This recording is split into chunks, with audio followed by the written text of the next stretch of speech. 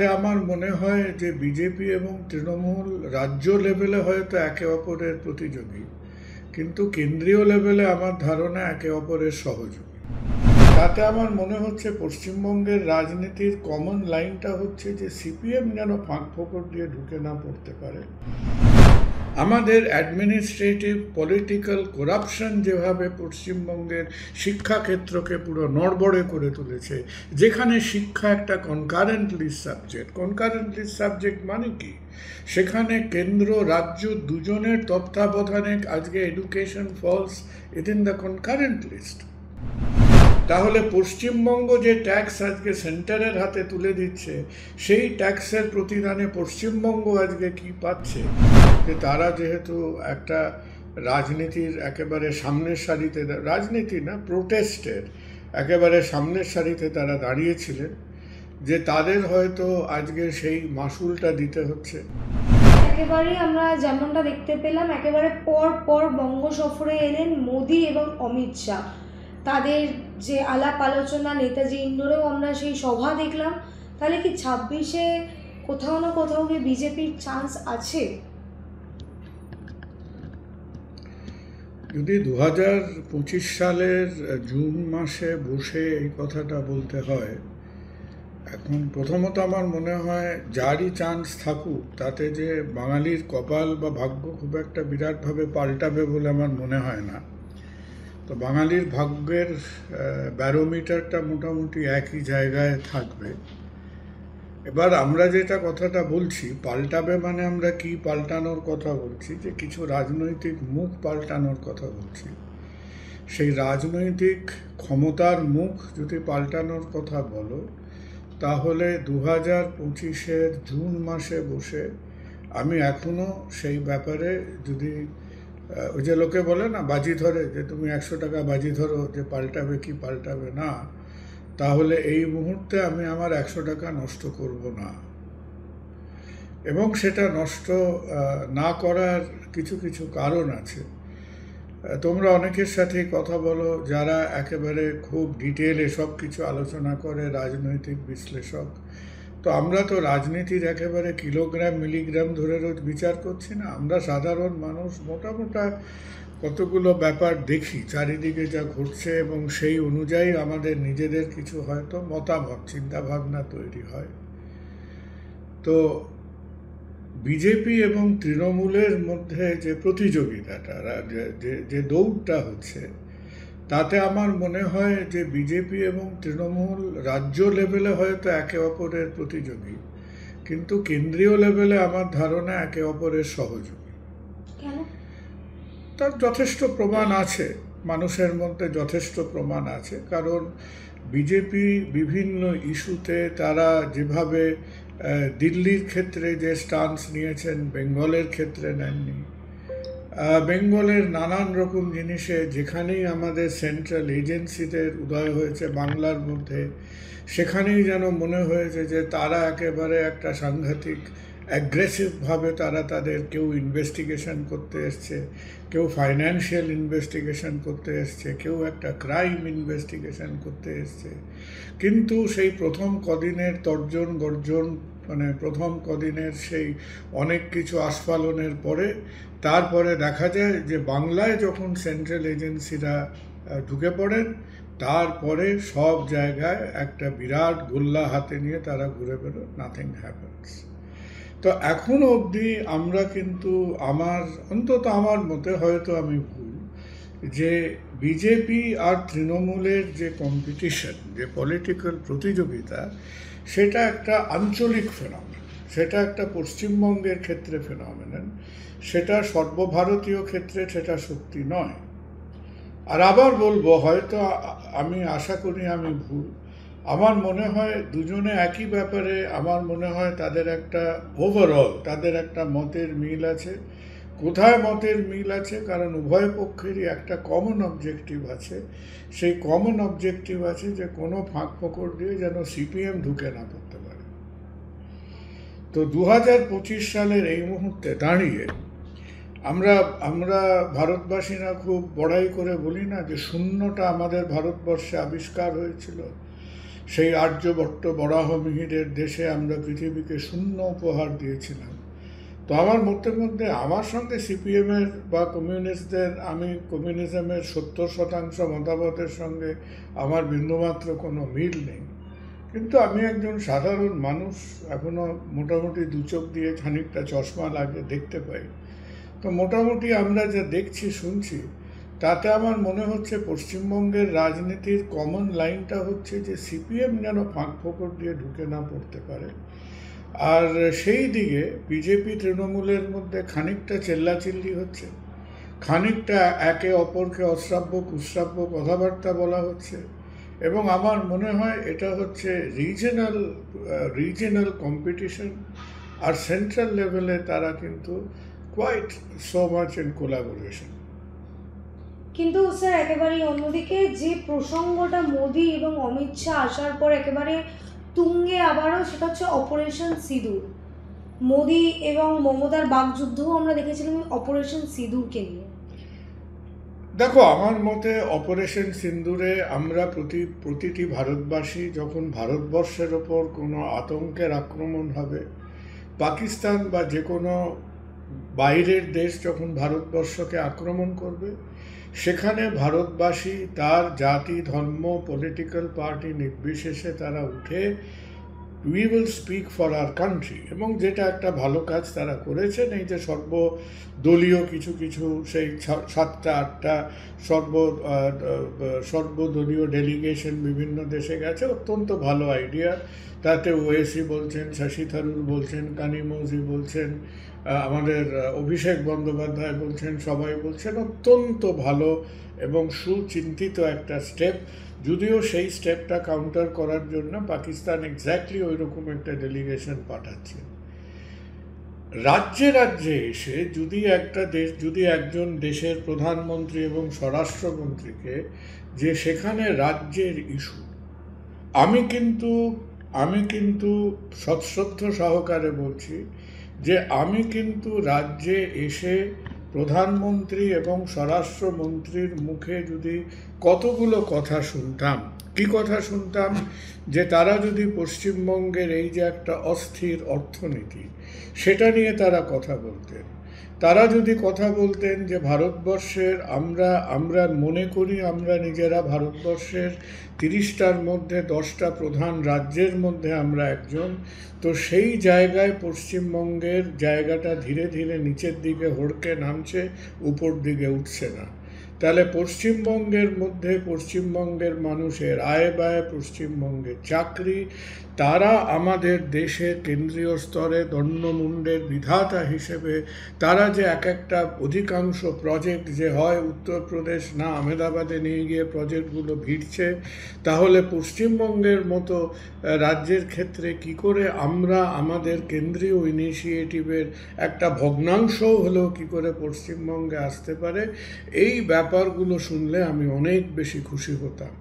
পশ্চিমবঙ্গের সমস্যার কথাটা যদি তারা তুলে ধরতে চাইতেন, তারা নিশ্চয়ই আমাদের এই যে শিক্ষা ক্ষেত্রে যে একটা অচলাবস্থা সৃষ্টি হচ্ছে, তাতে একদিকে হাজারো হাজারো চাকরিহারা শিক্ষক, আর একদিকে আমাদের শিক্ষা ব্যবস্থা দিনে দিনে পঙ্গু হয়ে পড়ছে, তাহলে এই ব্যাপারগুলো একটা রাজ্যের মানুষের ক্ষেত্রে এই ব্যাপারগুলো আমাদের বর্তমান এবং আমাদের ইমিডিয়েট সমস্যা।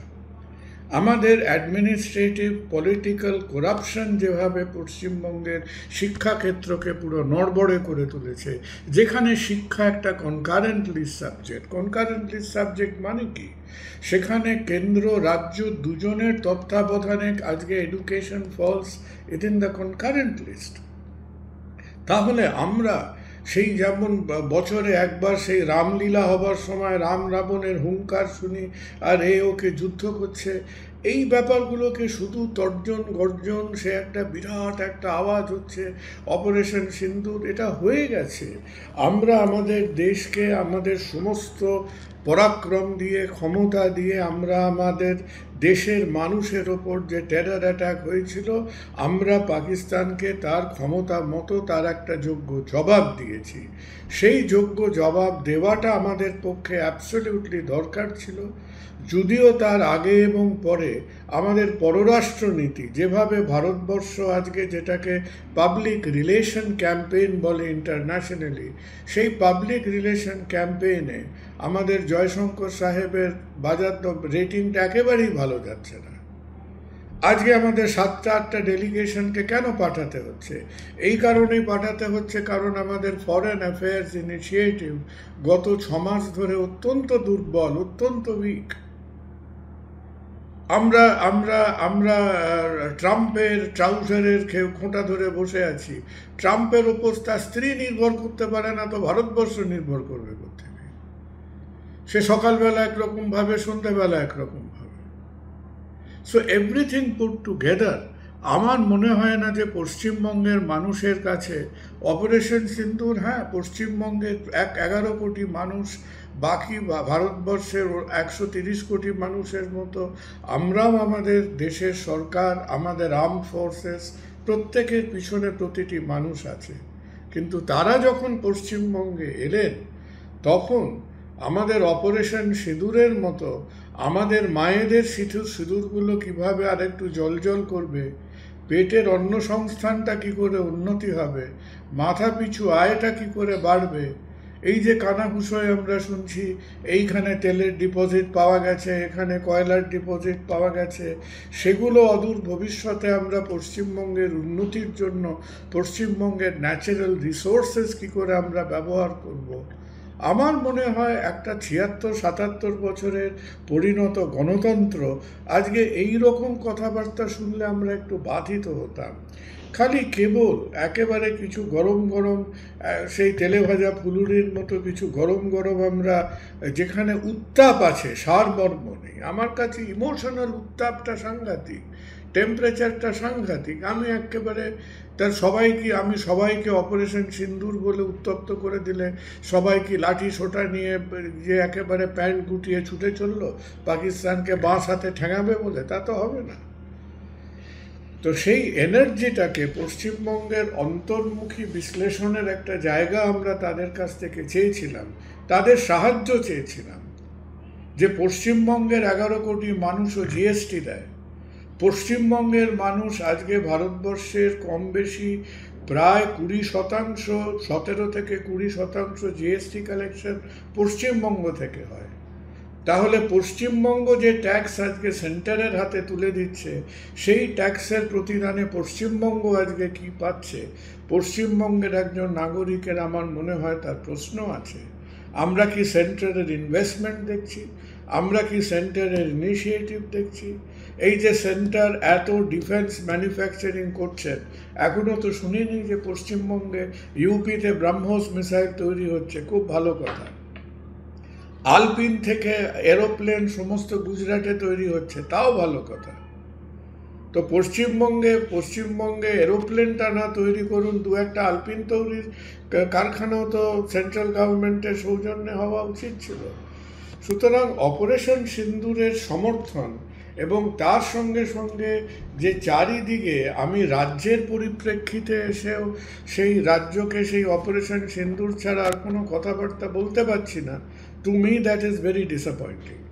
স্যার, একেবারে শেষ প্রশ্ন। আমরা দেখেছিলাম আরজিকর আন্দোলনের মুখ দেবাশিস দা, আশফাক দা, অনিকেত দা, শুধুমাত্র তাদের 3 জনেরই কাউন্সিলিংয়ের পরও সেই বদলি, শুধুমাত্র তাদের 3 জনের নামে। এটা কি শুধুমাত্র সেই শাসক দলের বিরুদ্ধে যাওয়ার কারণ? দেখো, সাধারণ মানুষ তো সেটাকে সেভাবেই ইন্টারপ্রেট করবে যে তারা যেহেতু একটা রাজনীতির একেবারে সামনের সারিতে, রাজনীতি না প্রোটেস্টের একেবারে সামনের সারিতে তারা দাঁড়িয়েছিলেন, যে তাদের হয়তো আজকে সেই মাসুলটা দিতে হচ্ছে। তবে এটা কোনো যুক্তি নয়, এটা কোনো এই যে প্রতিহিংসামূলক বা মানুষের যে পানিশমেন্ট, পোস্টিং, পানিশমেন্ট, ট্রান্সফার, এই ব্যাপারগুলো সে বোধহয় ব্রিটিশরা চলে যাওয়ার পর থেকে আমাদের রাজ্যে হয়ে আসছে। এটা কংগ্রেস আমলে হয়েছে, সিপিএমের আমলে আকছাক হয়েছে। সিপিএমের আমলে সমস্ত রাজ্যের স্বাস্থ্য ব্যবস্থার অ্যাডমিনিস্ট্রেশনটা তাদের কিছু কিছু মুষ্টিমেয় নেতাদের খপ্পরে চলে গেছিল এবং সমস্ত বড় বড় চিকিৎসক, সিনিয়র চিকিৎসকরা এক একটা বড় বড় নেতার তারা পৌ ধরে বসে থাকত। লবি ছিল। প্রত্যেকটা ডাক্তারের নামের পরে বলে দেওয়া হতো অমুকে জ্যোতিবাবুর লোক, অমুকে প্রমোদবাবুর লোক, অমুকে অনিল বিশ্বাসের লোক, এবং তারা সে বোধহয় 40-50টা ছোট ছোট লবি এইভাবে তারা স্বাস্থ্যক্ষেত্রে ঘুরে বেড়াতেন। তো এটা অভিপ্রেত নয়, এটা প্রিন্সিপাল হিসেবে ঠিক নয়, এটা এথিক্যালি ঠিক নয়। কিন্তু আমরা এ দোষে দুষ্ট, এই যে দোষ আমাদের মধ্যে, এটা ইদানিং সময়ের কোনো ব্যাপার না। যারা ভুক্তভোগী তারা সাফার করছেন।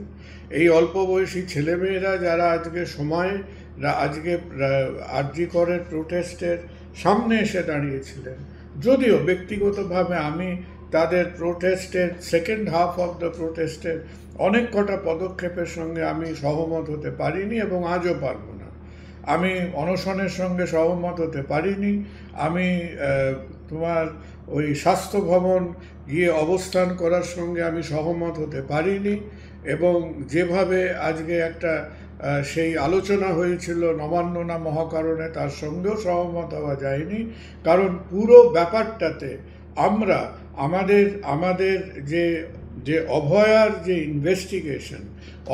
ইনভেস্টিগেশনের যে প্রেশারটা সিবিআইয়ের ওপর রাখা উচিত ছিল, সেন্ট্রাল গভর্নমেন্টের ওপর রাখা উচিত ছিল, সেই চাপটা আমরা সরিয়ে নিয়ে গিয়ে বৃহত্তর স্বাস্থ্য ব্যবস্থা, এবং হয়তো তাদের মধ্যে কিছু আশা ছিল যে তারা বিভিন্ন জায়গায় স্টুডেন্টস ইউনিয়ন অ্যাক্টিভিটিতে আবার ফিরে আসতে পারবেন বলে। তো তাদের আমি দোষারোপ করছি না, কিন্তু তাদের নেতৃত্বটা হয়তো আংশিক সফল আংশিক বিফল। কিন্তু আজকে আমাদের এই ছেলেমেয়েদের যে ভিক্টিমাইজড হতে হচ্ছে সেটা অত্যন্ত খারাপ, এটাকে সমর্থন করা যায় না। কিন্তু এটাও এক বাক্যে বলতে হবে যে আমরা ওই থ্রেট কালচারের মতো যদি বলি যে থ্রেট কালচার একটা আধুনিক শব্দ, থ্রেট কালচার আমরা মাত্র গত 4-5 বছরের মধ্যে দেখেছি, সেটা আদৌ ঠিক নয়। আমাদের এই অপরিণত করাপ্টেড গণতন্ত্রটা বেঁচেই আছে বিভিন্ন রকম থ্রেট কালচারের মধ্যে। এই থ্রেট কালচারেরই যে থ্রেট কালচার আজকে ছিল, আজ থেকে 20 বছর আগে ছিল, সিপিএমের আমলে ছিল, কংগ্রেসের আমলে ছিল, তার মধ্যে এই মানুষকে ধরে ধরে তাদের punishment, posting etcetera is another form of it. এটা কষ্ট হয়, খারাপ লাগে, এটা নৈতিকভাবে সমর্থনযোগ্য না, কিন্তু অন্তত আমাদের জীবদ্দশায় আমার মনে হয় না আমরা এই অভিশাপ মুক্ত হতে পারবো বলে। ধন্যবাদ স্যার।